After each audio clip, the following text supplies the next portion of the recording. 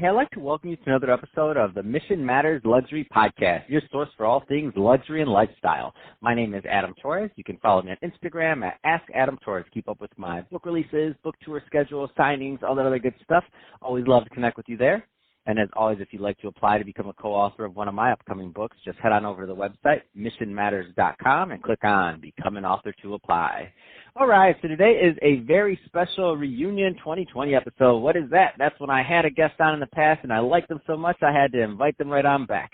So today's special return guest is Gihan Amarasiriwardena, and he is the co-founder and president over at Ministry of Supply. Gihan, welcome back to the show. Thank you. Thanks for having me back. Oh, man, so excited to get into the launching of your build-to-order supply chain and what that means for your clients and customers. But before we do that, let's do a overview. I don't want to assume that all of our new listeners caught your first episode, so let's just start with talking a little bit more about what you do at Ministry of Supply, please. Yeah, so at Ministry of Supply, we make performance apparel, but we focus a lot on kind of what you wear to work and acknowledging that work is changing, whether that's, our typical commutes, which was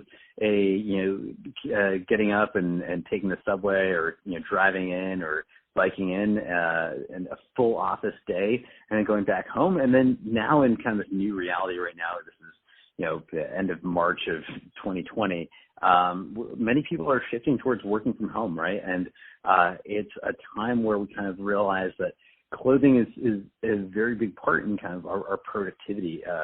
We oftentimes look at, what you wear when you're going to the office, whether it's commuting, it's perfect for business travel. But in this new moment, what we're finding is that it allows people to look and feel sharp, but at the same time be incredibly comfortable. So our clothes are moisture wicking, they're wrinkle free, machine washable, they've got 4-way stretch, and then each product has kind of like its own special power. But yeah, I mean, that's kind of the gist of it. But we have 6 stores across the country, and we're primarily online. And, I'll throw this out there, and they're beautiful. Like, you have great clothes, the styling, like, everything. It's amazing. So the first time I remember seeing your site, the first time you came on the show, I'm like, wait a minute. And I'm like, I want to wear that to work, or I like this. This is good. Because, they're just different. Talk a little bit. I know you said it pretty briefly, but talk a little bit more about the materials and kind of and what that entails, because I think what you're doing is pretty special and it's unique. Yeah. So when we look at the materials that we use, they're all driven by performance. So moisture management, wrinkle resistance are key, machine washability, but stretch. But then we look at that, you'll find these icons on just about any other brand these days because, performance materials have become commonplace kind of from athletic wear. But we take it a level deeper. So, on one of our garments, our kinetic blazer and pants, for example, it's a suit, but it's made out of this special fiber that's shaped like a spring, so it bounces back to its original shape. It stretches really well, and it turns out you can even run a half marathon in it. My wife and I have both done it in it and set the Guinness World Record for fastest half marathon in a suit. So it works well, and so that's one of them. And then on the sustainability front, our dress shirts, the Aero dress shirt, for example, we actually make it from 100% recycled polyester, and we basically spin it down. We make it into special fiber that feels like cotton, super soft and stretchy, but all milled with solar power, and we use some offsets to offset our footprint there. But yeah, it's performance, durability, and sustainability. That's what kind of drives our product ethos. Man, I love it. It's a really unique setup. And speaking of the company, let's get a little bit further into today's topic. So your built-to-order supply chain. Where do you want to start with that one?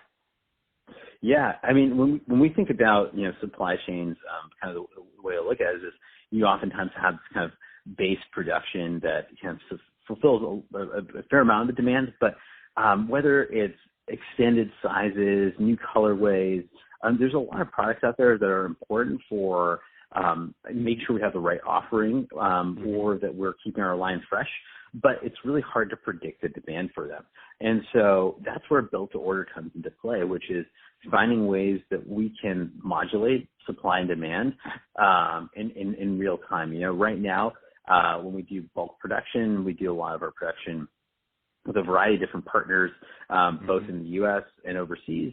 But it takes usually about 4 months between when we place an order and when it's, in our warehouse. So it's hard to know what the market's going to be like, what people are going to buy, right? And so as good as forecasting is, it's never perfect. And so build to order allows us to kind of fill in the gaps, allows us to offer products that, wouldn't fit kind of manufacturing minimums necessarily. So we've done this in 2 ways. One is with one of our bread and butter products, our dress shirts. And we've been working with this factory for about 2 years developing the supply chain for it.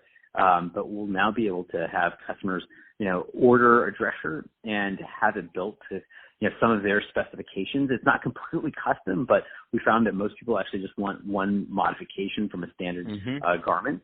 And so it makes it easier for them to order. And then they'll have it made for them and delivered to their door within 10 days. So we piloted this last year, and now we're scaling up. And in kind of some context, there was always a business case for it, but now more than anything, in the past 3 months, we at first saw kind of a supply lag, obviously, because we have a lot of production overseas, and we were seeing delays there. And so, it's about figuring how do you match your supply to your demand. And then on the other side, here we are in the end of March, and consumer behavior has changed quite a bit. And so, matching inventory to sales is the challenge for any product company, and that's where built to order really plays a role, is being able to modulate in real time. Man, that's exciting. I love it. So what kind of products are currently available for the built to order? So is it primarily the dress shirt, or are there other things? Just trying to get a feel for everybody listening. Yeah. So we're kind of relaunching at scale our built to order shirting in about 3 weeks. And then we have our built-to-order 3D print knit garment. So this is a really exciting one. What is the built-to-order 3D print knit? What are you doing here? You're making it out of plastic bottles. Now you're printing shirts. What's next, Gihan? I can't take it. Go ahead. I'm sorry. I just get excited. So this one's pretty cool. It's we have these knitting machines.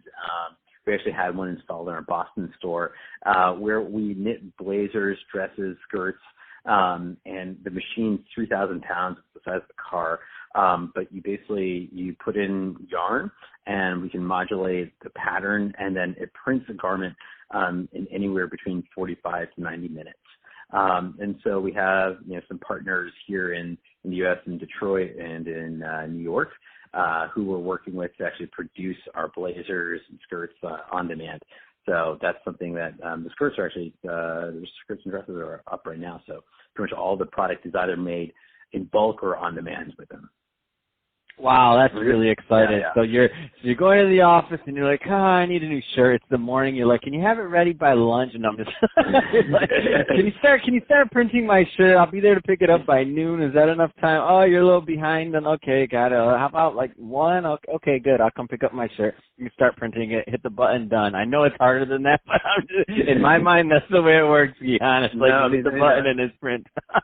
That's what's amazing about it is, we've talked about a 3D printed future, right? And for the most part, the typical garments or products have been like printed pieces of plastic that are models or prototypes. Whereas with the knitting process, you're actually creating a really durable product. Wow. And so it's something that allows us to scale it and make a really solid product right now. So man, that is so exciting. Love it. So Gihan, if somebody's listening to this and they want to learn more about Ministry Supply or to connect, what's the best way for them to follow the brand?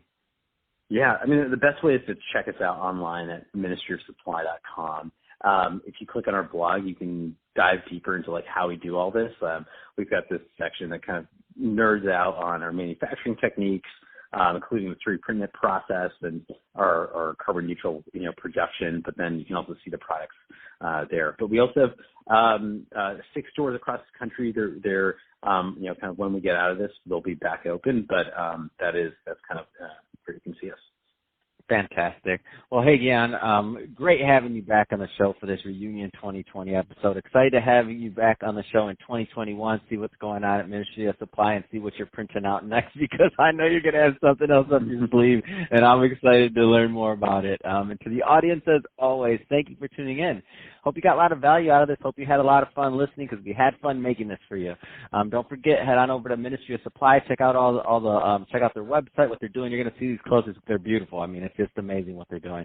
And don't forget, subscribe to the podcast. If you're watching this on the YouTube channel, Mission Matters Luxury, definitely subscribe to that, and leave us some comments in the comment section. Love to hear what's going on in your world and in your businesses. And Gihan, thanks again for coming back on the show.